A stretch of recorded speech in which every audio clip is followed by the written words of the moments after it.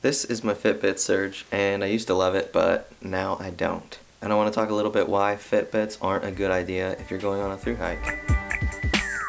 I feel like Fitbits are kind of a gimmick. When I first got it, it actually got me to exercise more, but for the most part, it's like, who really cares how many steps you took in a day? The main reason I got this one was because I was using an iPad as my phone and I didn't want to go for like runs and stuff with this. And this has GPS built in, so I can track my runs and exercise and bike rides. There's like 3 or 4 big reasons that you shouldn't bring it backpacking. Let's start with one that's just kind of annoying.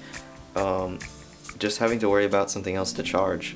Having to have another spot to plug in when you're in town. Plus, this little thing they came up with for charging is horrible. It doesn't really even stay plugged in very well.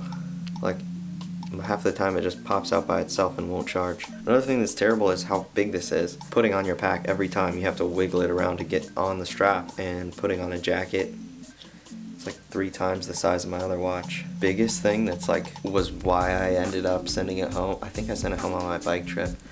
And getting this one, this little $10 Casio watch. This is an activity tracker and not a timepiece. If your watch dies every 2 to 3 days, sometimes even quicker, then what's the point of having it? It's just a dead thing on your wrist and you can't tell what time it is, how much more time you have till the sundown, so how far you can walk if you can make it to a campsite. It's just super annoying. There was a lot of times where I ended up just like looking down at my wrist and it was a blank screen. Like, what's the point of a watch if it dies? So I'm gonna sell this thing. I recommend just having something that's super light and doesn't die. This watch is awesome. I'm actually surprised at how popular Fitbit is. How many people have these things? What's the actual point? Mind if I sit down? I used to love it. But on the bright side, you will beat all of your friends in your weekly step count thing. Most days I was getting like 80,000 to 90,000 steps. Sometimes on one of my biggest days I got 100,000 steps in a day, whereas people usually get 10 to 20,000. So if you want to feel cool, you can do that if that makes you cool.